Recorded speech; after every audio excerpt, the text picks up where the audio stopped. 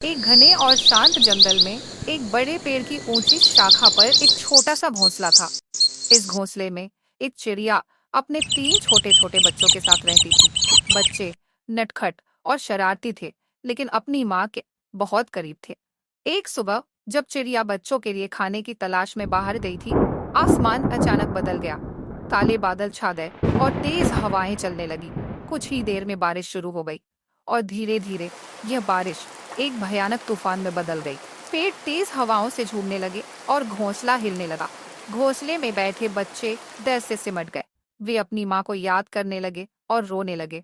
दूसरी तरफ चिड़िया जंगल के दूसरी ओर से यह सब देख रही थी। वह घबराई, लेकिन हिम्मत नहीं हारी। मुझे अपने बच्चों तक पहुंचना होगा, चिड़िया ने सोचा। उसने उड़ने की कोशिश की, लेकिन तेज बारिश थी, बौछारें और हवा उसे आगे बढ़ने नहीं दे रही थी। तभी जंगल के जानवर मदद के लिए आगे आए।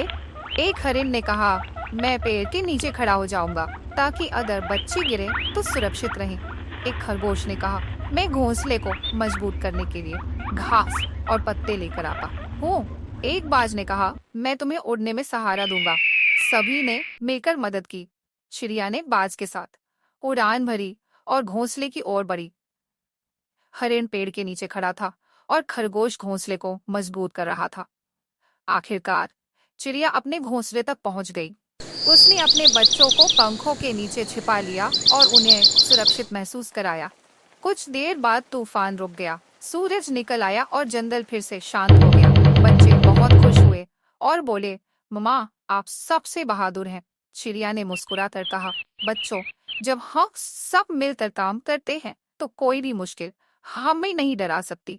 जंगल के सारे जानवर मुस्कुराने लगे। सूरज की रोशनी में जंगल फिर से हरा भरा और सुंदर दिखने लगा। कहानी